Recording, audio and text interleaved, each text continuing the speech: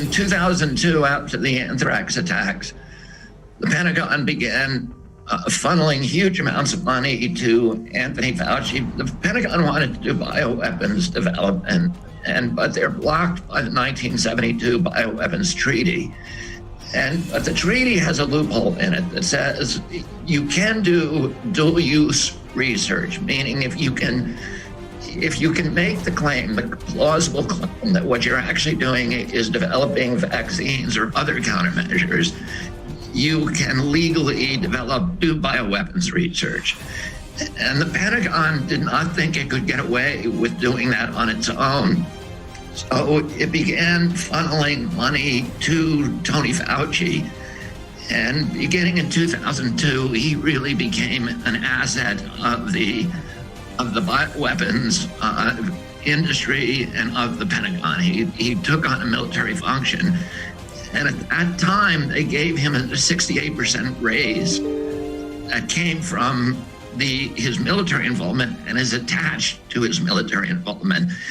And that's one of the reasons he was kind of forced to continue to do gain-of-function studies, even when everybody was criticizing them and Obama was trying to stop him.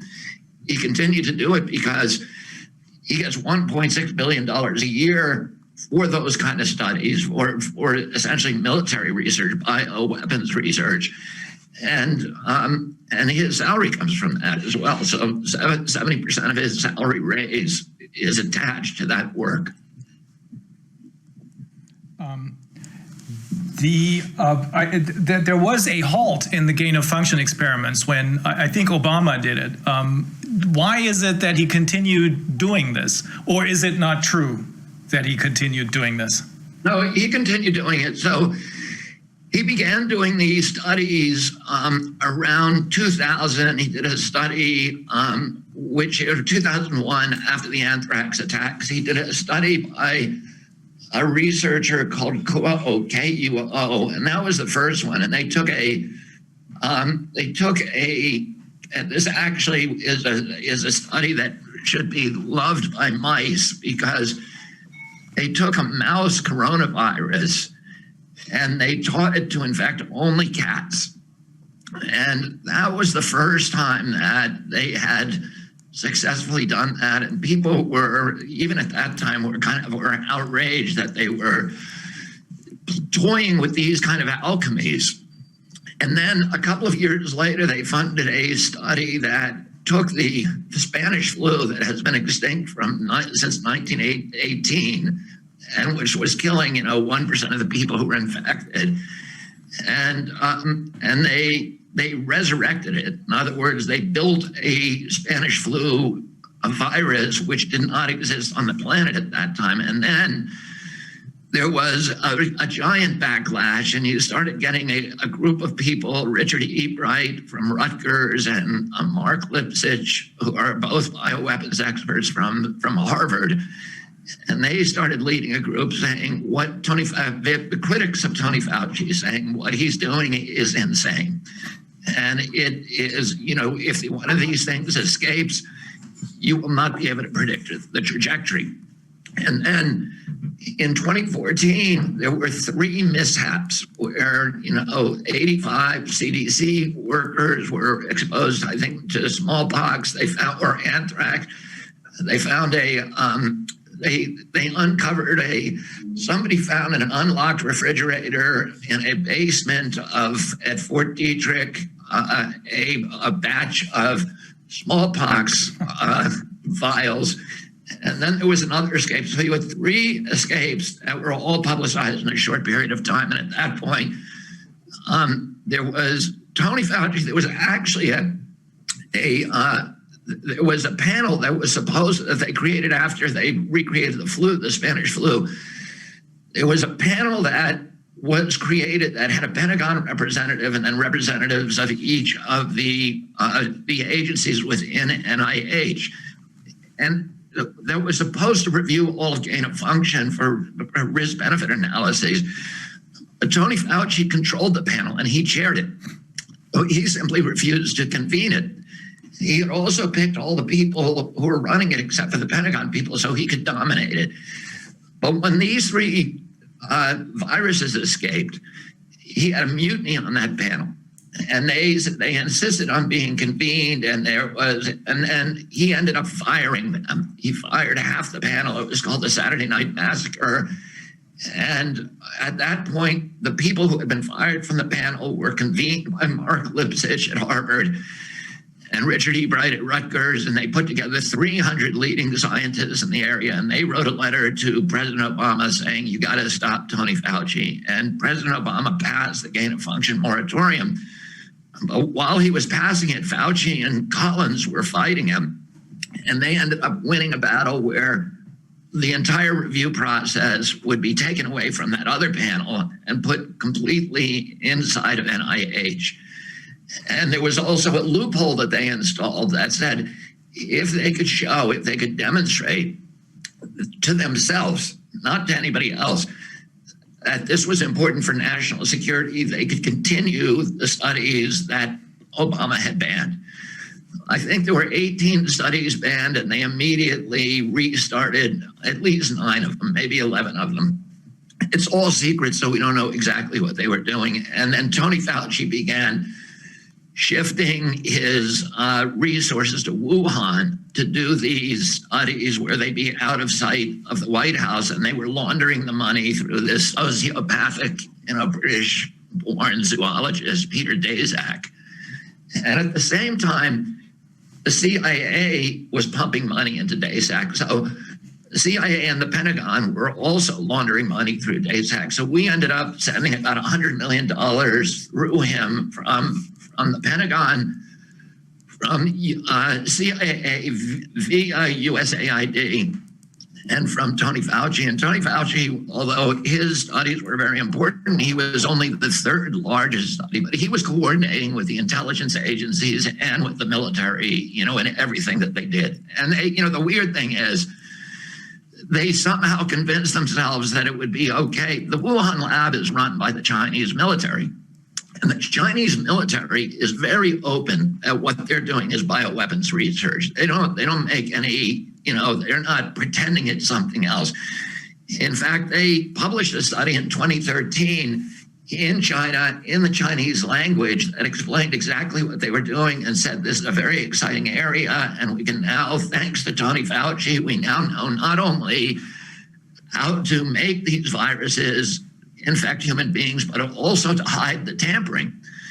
Tony Fauci, this is one of the holes in Tony Fauci's story is he was funding Ralph Barrick in North Carolina to figure out ways to hide the tampering. Ralph Barrick called it the no-see-em method, meaning you could create these viruses and then through what they call a seamless ligation process, you could hide the evidence of tampering. Oh, he funded Ralph Barrick to develop that. Ralph Barrick taught Yingzhi Shi, the bat lady, how to do it. She succeeded in doing it on her own. And they had all these Chinese scientists. The Chinese in 2013 published this study that says, okay, now this is a very exciting new weapons development area. And we can combine this with other technologies like freeze-dried technologies and to create delivery systems for the bioweapons we're making. This is all laid out in their report. I think they had 27 authors on this study about how to weaponize coronaviruses and flu viruses by doing these gain-of-function studies.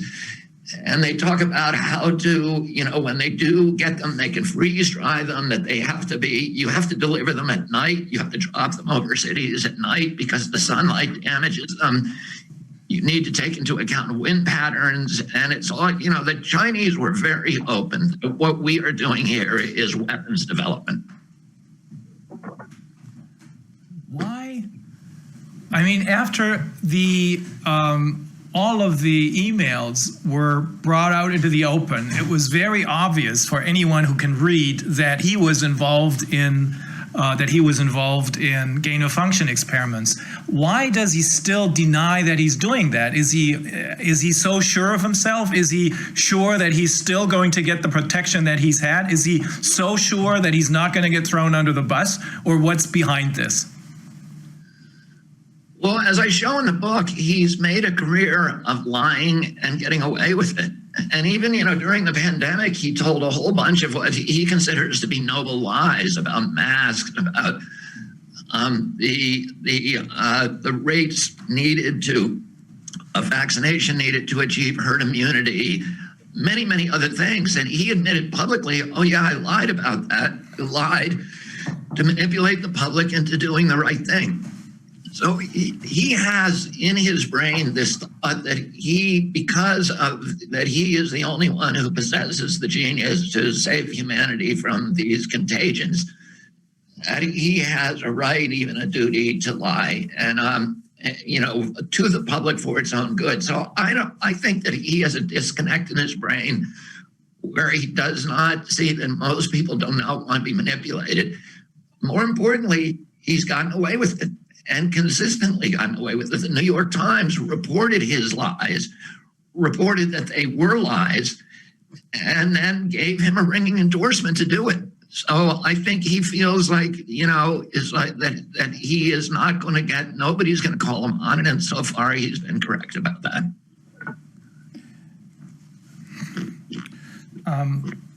What about nobody really, at least outside of the United States, nobody really knew who Fauci was. He became a prominent figure with the start of the corona pandemic, as I would call it now. I'm not denying that there's a virus. We know that it can be really dangerous, that it can be deadly for some people. But a lot of people, including our friend Judy Mikovits, of course, is saying this is a pandemic. How was it that he has been making a career for so many years? I think it all started, if I remember correctly, 1968 or so. How is it that he was invisible for most of the world, I think even for most Americans, until finally we came to the corona pandemic or plandemic? Well, people who were part of the healthcare space, everybody knows who Tony Fauci is. He runs NIH, and he's been the primary author of agency capture within the agency. He's taken the agency, as I show in the book, away from doing public health and turned it into an incubator for pharmaceutical products. So what his mini agency NIAID does with its, with his 7.6 or $7.7 billion annual budget, he gives away 13 times what Bill Gates gives away every year. So he's very, very powerful. Every virologist in the world knows him. The livelihood of virtually every virologist in the world relies in some way on Tony Fauci, unless they have, the weird, odd case where they may have an independent source of funding. But he can get to almost anybody. Between Fauci, Gates, and Jeremy Farrar of the Wellcome Trust, those three individuals control 61% of the biomedical research money on Earth. And what, originally, and they also control what science gets done. They also control what science doesn't get done. In other words, people who want to research, for example, the connection between chemicals like glyphosate and certain diseases, or for example, the connection between vaccines and autism. We have the databases that could actually do those studies. Well, you have to say, why have they never been done? When we sued HHS, they admitted that none of the vaccines, the 48 vaccines that are given to children during their first 6 months of life, none of them had ever been studied with a link for autism, not one. Despite all the claims, this has been disproven. So why did autism go under Tony Fauci's watch? Why did it go from 1 in 10,000 people in my generation to 1 in every 22 boys in the United States today? These are CDC's numbers. Why did that happen? And it happened beginning in 1989. And that is the year the vaccine schedule exploded. We went from the 3 vaccines that I had as a kid to, beginning around 1989, to the 72 mandatory doses of 16 vaccines that my kids got. And so when Congress said to EPA, tell us what year the autism epidemic began, the EPA came back and said, EPA scientists came back and said, 1989, it's a red year. Tony Fauci's job is to figure out what happened in 1989. We know that genes don't cause epidemic. They may provide the vulnerability, but you need an environmental toxin. So we need to identify what environmental toxin hit the population in 1989 that caused all these neurodevelopmental disorders, not just autism, but ADD, ADHD, OCD, speech delay, sleeping disorders, tics, Tourette syndrome, narcolepsy, ASD, autism, this whole constellation of neurodevelopmental disorders that began in '89. In addition, that year we saw an explosion in allergic injuries, food allergies. Suddenly, peanut allergies appeared, and eczema, other allergic diseases, asthma, anaphylaxis, and then autoimmune diseases that year suddenly exploded. Rheumatoid arthritis, juvenile diabetes. If you're like me, if you were raised prior to 1989, you never knew anybody with any of these diseases. I never met a person with autism my age. I still haven't full-blown autism, nonverbal, non-toilet trained, head banging, stimming, toe walking. I've never seen anybody my age like that. Why? I had 11 brothers and sisters, 71st cousins. None of them had food allergies. Why do 5 of my children have allergies? Tony Fauci's job is to answer that question for the past 50 years. Not only has he never done the studies, which would be simple, easy to do, but anybody who tries to do those studies, their career would be destroyed. So let's say there was a young scientist at Stanford University who's an associate professor, and he says, I have a great idea. Kaiser Permanente has a database, the HMO, the insurance group, has a database of 2.5 million patients. And it has the vaccine record of every one of those patients down to the batch number. And it has all their medical claims records for EpiPens, for albuterol inhalers, for Adderall, for anti-seizure medication, Prozac, or whatever. So all of that database is in one place. And it's all mechanized. So you could just do a cluster analysis for each of these vaccine doses, and you can immediately crank out the answer in a couple of hours. So let's say a young professor says, hey, this is a great test. Nobody's ever done this study. I'm going to go do it. As soon as Tony Fauci will find out about that study immediately, because the guy's going to ask for funds, and he knows he knows every application for funding. The dean of that medical school is now going to get a call from Cliff Lane or Hugh Auchincloss or one of Tony Fauci's hitmen who says to him, we hear that there's a clown in your school who's trying to do this kind of study. And, we want to tell you that if he does that study, not only will it never get published because we control the journals, number 2, we're going to cut you off next year. Well, Tony Fauci gives to Stanford probably $500 million a year. He gave Baylor University $300 million a year. NYU, Harvard, all of the medical schools rely on Tony Fauci's large ass, and they're getting that money for drug development. And so Tony Fauci gives them these drugs to develop, and he develops. Here's what he does. This is a kind of simplification, but at NIH labs, he has petri dishes filled with cultures of various viruses. So he'll have hantavirus and coronavirus, et cetera. And he's got scientists there who are dripping drops of certain molecules, poisons, onto these viral cultures. And if the molecules kill that culture, and he says, okay, here, I got an antiviral that's effective against coronavirus. Now they have to give it to a rat and see if it kills the rat. So if it doesn't kill the rat, but it does kill the virus, and he says, okay, this could be a medicine. So then he farms it out to the university. The university may do a macaque study, a monkey study, and it recruits people for a phase 1 study. So they have 100 people. Tony Fauci gives $20,000 per recruit to the PI, the principal investigator. These are the key people who are the army, the commissars that do message discipline across the globe. When you look at CNN and you see these people like Paul Offit or Peter Hotez or Art Kaplan or Stanley Perlman who come on CNN every night and they're presented as independent scientists, they're not. They're principal investigators, and virtually every one of them is taking money from Tony Fauci or Bill Gates or both of them. So these guys, the principal investigator is usually a powerful person in the medical school. He's the dean of a department or the chair of a department, and he's the one who gets the clinical trials. He runs the lab. He recruits 100 people for this, Tony Fauci's drug experiment. And Tony Fauci may give him $20,000 per person. It's a lot of money. 50 to 75% of that money is skimmed off to the university. So now the university is on the hook to Tony Fauci. They become reliant on that fund.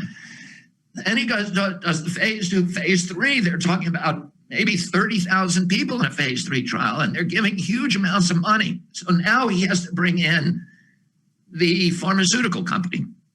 They give half the patent to the pharmaceutical company. The PI keeps some of the patent, so he's now completely dependent on Tony Fauci. The university keeps some of the patent, and that is now their revenue stream.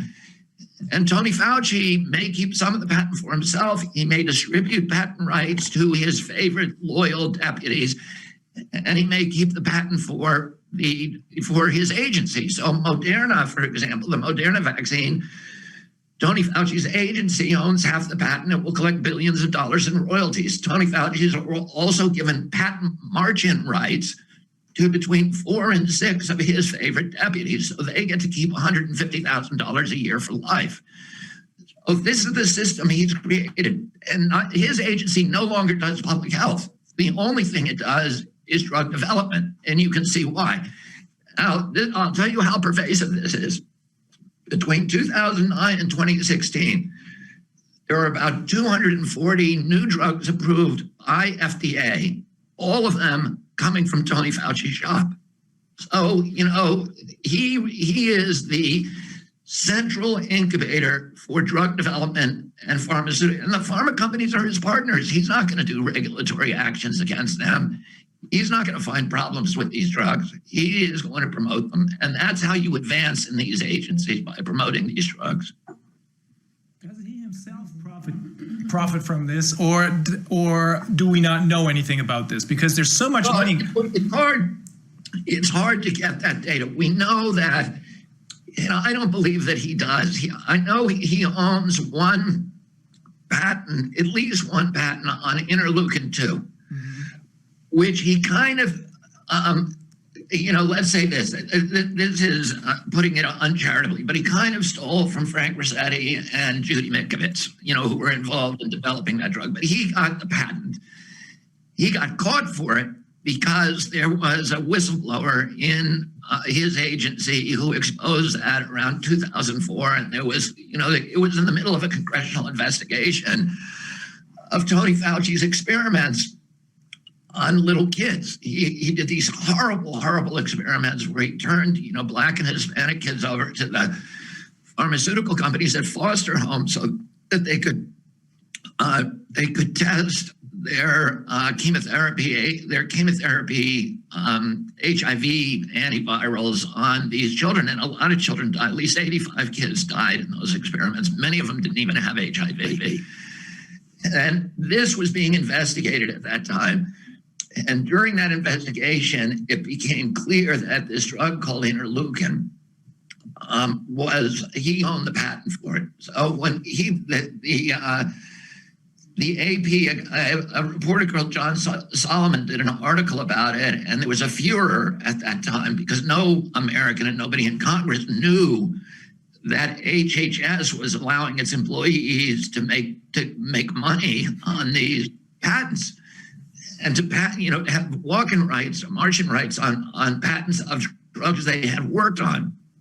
And so Tony Fauci publicly said at that time that, don't worry, I'm going to give. At that time, they could own the patent. They were allowed to keep unlimited amounts of money from it. Oh, Tony Fauci said, don't worry, I'm going to donate all the money from this patent, from the royalties, to charity. That was the end of the discussion. Nobody's ever been able to find what charity he's been donating it to. And, there are charities and there are charities. There are, like, as Bill Gates knows, that there's something called philanthropic capitalism, which he, boasts about. But, if your charity is your kid's football team, or, if they're high school, their private school or whatever, or your charity is donating to a college to help your kid get into college, or, there's a million things you can do that are charitable. Nobody's ever asked Tony Fauci, and he's never said what he does with that money. And but I think it's probable that is the only patent, because I think after that, because he was caught for it and the optics were really bad, I think after that he started using well, first of all, HHS passed a new rule that said there was a maximum cap of $150,000 a year per patent. And since then, we know he's been giving patents on these drugs to favored employees, and it's basically a way to buy loyalty for him. And it seems, however, that after his emails came out and after he was grilled in Congress by, I think, Rand Paul, the tide is turning. Or am I mistaking this? Well, I don't think between what's in my book and what the increasingly inquisitive Republicans in the United States Senate, I don't think that Tony Fauci is going to be there in 2 years, and he may go much faster than that. But it's not going to get rid of the system. The system is in place, and getting rid of one guy will help. Because one of the problems with having Tony Fauci in there is that everybody in the world is terrified of him. All of these people, I hear people all the time, and during my research of the book, again and again and again, people who are getting money from Tony Fauci, who are in the virology community, in the immunization community, vaccine developers, et cetera, who say, we think he's corrupt, he's evil, but he's so vindictive and he's so powerful that I cannot publicly talk about him. And I think when he leaves, there is going to be a tsunami of revelations that come up from people who have hated him and been injured by him, and have seen the results of his conduct, but have been unwilling to speak up until now because of the because of the power he wields. He and Gates and Farrar are, they really are a very, very powerful trio, and they control, like I said, 61% of the biomedical research on Earth is controlled by those three guys, and they support each other. Jeremy Farrar stepped in to lead the cover-up of the Wuhan lab leak. He was the one who was, putting together all of these scientists who signed the Nature article in March and the Lancet article in February, and he was involved from day one. And we now know that because we have the emails. But do you think Fauci was gone? Do you think there would be like 100 little Faucis popping up, doing the same thing? Of course, the whole institutional culture is corrupt. You can't survive at NIH if you criticize pharmaceutical companies. Judy Mikovits and the people whose careers have been destroyed by not just Fauci, but by NIH, by the institutional pharma-dominated culture at NIH. Bernice Eddy, probably one of the most important women scientists that our country has ever produced, one of the most awarded scientists in United States history. She discovered the poliomyelitis virus. She played key roles in many of the great, discoveries in NIH's history in the 50s and 60s. And she discovered that there was a monkey virus in the polio vaccines that was highly carcinogenic, a virus called simian virus 40, SV40. It was in 98 million polio vaccines that they were about to give to my generation. And she rang the alarm bells and said, you know, you're going to save a few people from polio, but you're going to kill 50 times that many people from cancer later on. And indeed, my generation has 10 times the soft tissue cancer as the previous generation that did not get that vaccine. Mm-hmm. And you can't say that we're getting it from that vaccine, but that virus is such a potent carcinogen that today it's used in laboratories all over the world to induce tumors in rodents. So, you know, you give it to a guinea pig and they just sprout tumors. And that was given because because they shut up Bernice Eddy. They literally moved her into the basement. They changed the locks on her laboratories. They took away her telephone, you know, and they ran her out of NIH. The same thing happened with John Anthony Morris, who was for 40 years ran the flu program at NIH, and then he came forward and said the flu vaccines are a hoax, and not only that, they're causing neurological damage. And you know, in 1976, when they had the first fake pandemic, and I'm not saying this pandemic is fake, but in my book, I talk about many pandemics that were fake. You know, the 2006 avian flu pandemic, the 2009 pandemic, and I think I saw Wolfgang Wodardt on this call, and he was the hero of that in exposing that pandemic, that fake pandemic to the world, and then the Zika pandemic was completely falsified, you know, by saying that Zika was causing microcephaly in babies. It was just a hoax. And he got Fauci, by faking that pandemic, got $2 billion from Congress to develop a vaccine, which of course, you know, never materialized, of course, because it wasn't causing microcephaly. And you know, and on and on. And this is what they do there. And he was the first one, John Anthony Morris was the first one to expose the fake pandemic in 76. And, you know, the head of CDC ended up having to resign because of that scandal. And that's when Fauci, that was his first fake pandemic, because he had come in 68, and by then he was second in command. He was running the lab. He was second in command at NIAID, and he was sitting in on the meetings when they met with Merck, and that was the first time that they gave immunity to vaccine companies, the first time ever. And it was his boss at that time that, you know, that made those concessions. So they were all having these secret meetings with Maurice Hilleman at Merck, and Fauci was part of that whole thing. So they've been doing that for years and years, and John Anthony Morris exposed it in 76, and he lost his job because of it. He was completely exonerated after a decade of lawsuits, but it ruined his life. So anybody at NIH who threatens the pharmaceutical paradigm is not just career destroyed, but they are eaten alive. They are marginalized, vilified, gaslighted, and just obliterated. They are made examples to the rest of the virology community of what happens to you if you challenge Tony Fauci or his pharma overlords. Well, this is what happened to Judy Mikovits too.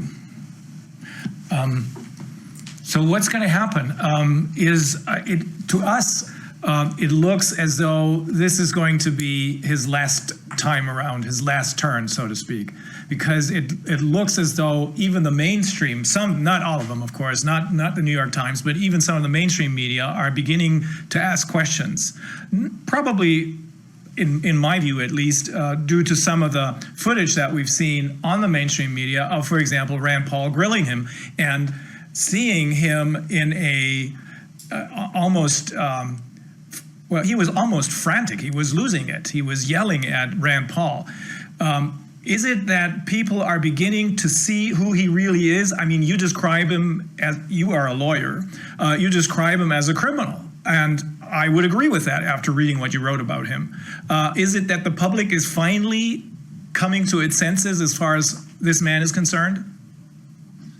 Well, he's been, one of my chapters in the book is about Teflon Tony, his capacity to have scandal after scandal, to continually fail upward throughout his career in terms of any public health metric, and yet still have this, adulation from the American media. And there's a bunch of ingredients that explain that.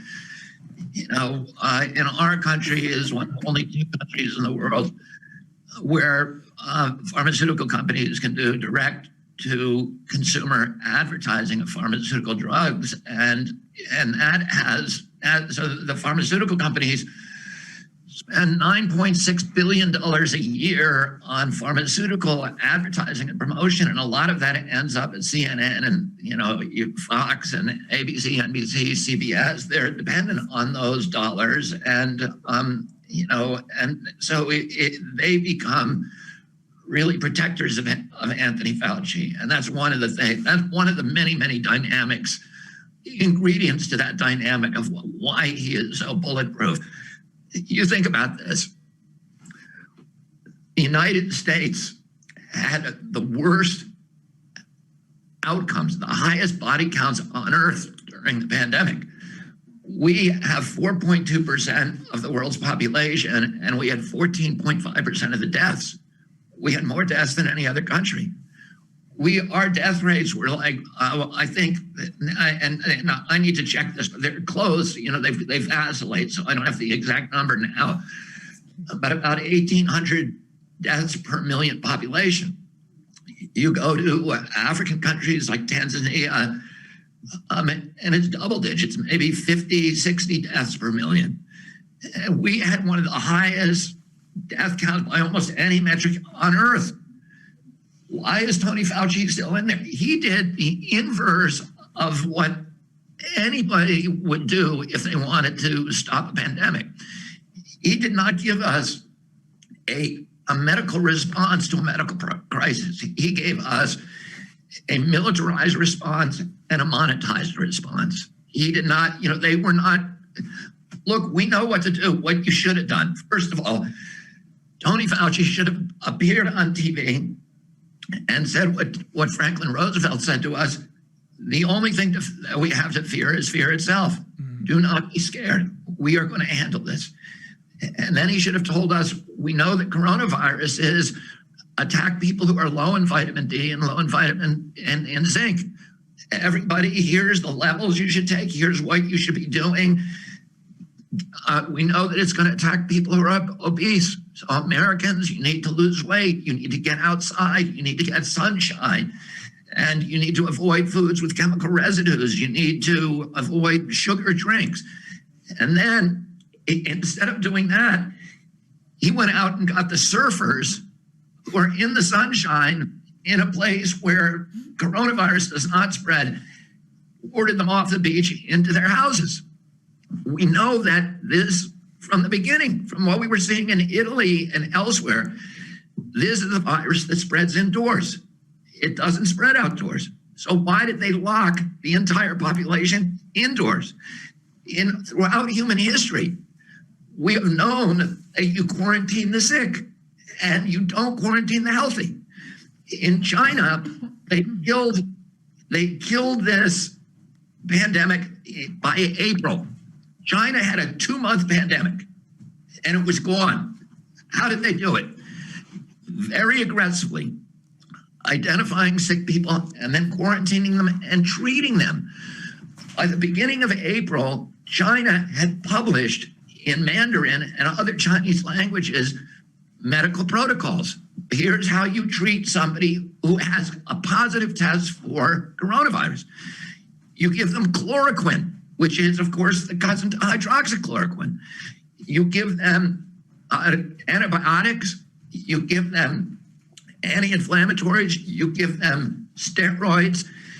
And then a whole bunch of Chinese herbs that contain quercetin, which facilitates the delivery of zinc to the cells, and vitamin D, and all the things we know he should have been doing.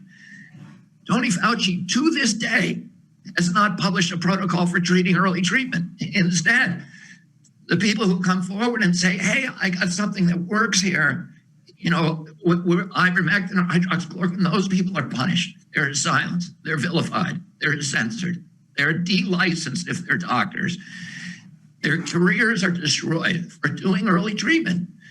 The Chinese treated people, and they found out what we find out. If you treat people early, 80% of them don't go to the hospital. What did Tony Fauci do? He told people, if you get a positive test, don't isolate, don't go to a quarantine facility and get treated. In fact, don't get treated at all.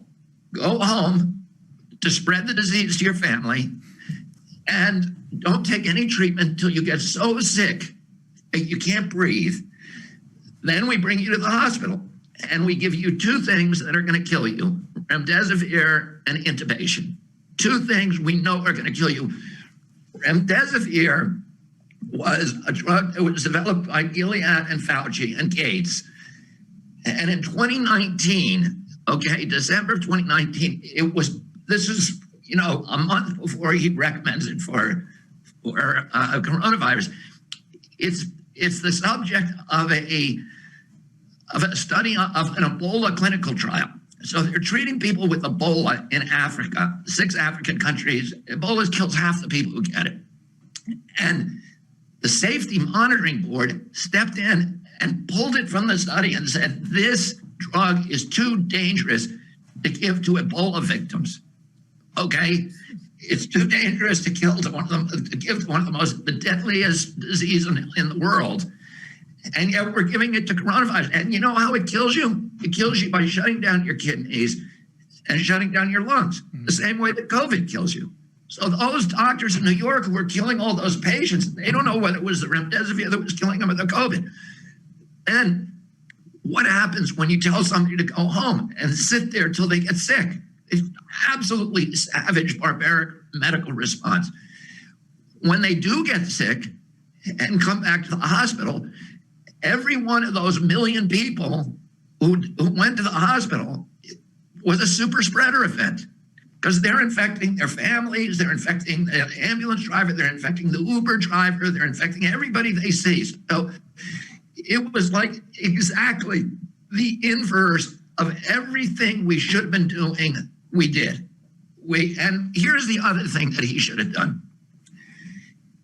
Instead of using his relationships with the social media to shut down knowledge about early treatment, he should have said to the social media companies, we need to create a grid, a communications grid to hook up to every one of the 11 million doctors in the world who are fighting coronavirus on the front lines.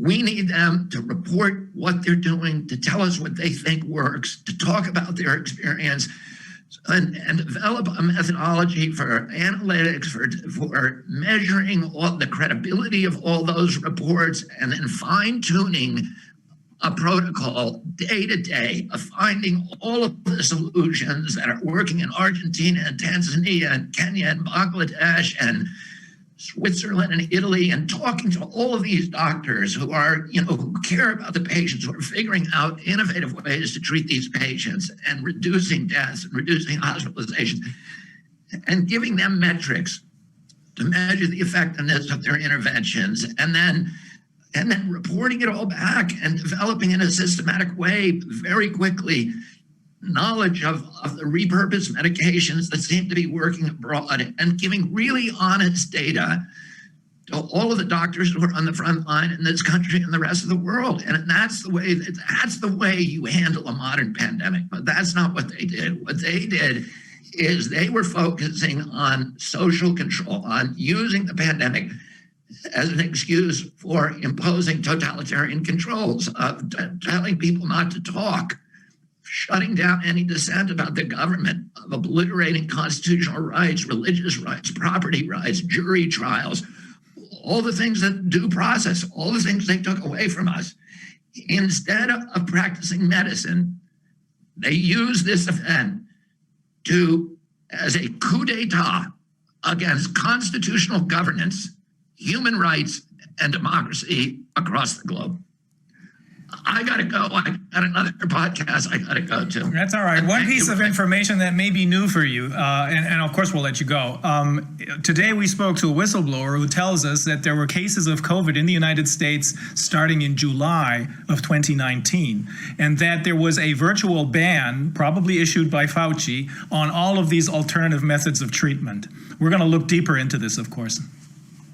I mean, I think, from the data that I've seen, and I know there's contrary data, but and there's, they have these tests where they're apparently finding it early in sewage treatment plants. But I think that in my view right now, the best bet is that coronavirus escaped around September 12th. And there's a lot of indicia, evidence of that, the aerial photographs of the parking lots filling up, the chatter on the internet, the hospitalization of people from the Wuhan lab. The Chinese government, midnight that night, the Chinese government went into the Wuhan lab and removed 22,000 coronavirus samples. They scrubbed the internet of, Tony Fauci and all of these gain of function studies. And there was a tremendous amount of suspicious activity that happened on September 12th. And then you had the World Games. Immediately after that, the military games, there was a lot of indicia that the Chinese government at that point was aware that it was spreading. They blocked certain roads. There was a lot of chatter. There was a lot of hospital activity. So my guess at this point is that it probably happened in September 12th. But of course, nobody knows. What if it really started in the U.S. and then through the military games, it was more or less exported to China? We'll have to look deeper into this. That is exactly the kind of speculation I don't engage in. Yeah, well, this is what we heard from a whistleblower. We're going to have to take a deeper look into this. It's written like a crime story, and that's what it is, really. Enemy. One that is antagonistic to another, something harmful or deadly. For those with eyes to see, humanity is currently under attack by an antagonistic and deadly foe, an enemy that must hide in the shadows to survive. But there is always a money trail, and money is their only real power. So to find the real enemy, we must follow the money. In the documentary Monopoly, Who Owns the World, Tim Gielen does an excellent job of doing this. While there appears to be hundreds of independent companies producing food, they are practically all owned by the same small group of companies. These companies are controlled by their top shareholders, financial institutions such as Berkshire Hathaway, Vanguard, BlackRock, and State Street. This is also who owns Silicon Valley, big tech, the airline industry, the steel industry, agriculture, the textile and clothing industry, both the oil and solar panel industry, tobacco, alcohol, pharmaceutical, electronics, and banking. Just about everything in today's modern world is owned and controlled by these same financial institutions, who are also invested in each other, forming a pyramid of financial power topped by BlackRock and Vanguard. BlackRock loans money to the Federal Reserve Bank, advises them, and developed their software system. BlackRock itself is owned by Vanguard, and Vanguard, sitting on top of the world pyramid, keeps its shareholders private. But we know that the majority of wealth has been accumulated by inheritance and monopoly, and the same few families have owned most of the world for generations. Families such as Rothschild, Rockefeller, DuPont, Morgan, and Bush. Operating through nonprofit foundations, these unelected families are able to rule over the world like kings. This is the way it has always been, whether it be via pharaoh, royalty, papal supremacy, dictator, or investment banker. Mankind has always been managed by the rich and powerful. Freedom is a dream yet to be fully realized in this world. After the American Revolution, our forefathers gave us the tools to realize this dream of self-governance in the Constitution and the Bill of Rights. Tools that will be stripped away unless mankind decides to stand and face their enemy. Here we need a vast military-style campaign to marshal the strength of the global private sector. With trillions at its disposal, far beyond global GDP, and with the greatest respect, beyond even the governments of the world's leaders, it offers the only real prospect of achieving fundamental economic transition. For the first time since I started selling these awesome 24-karat gold Trump banknotes,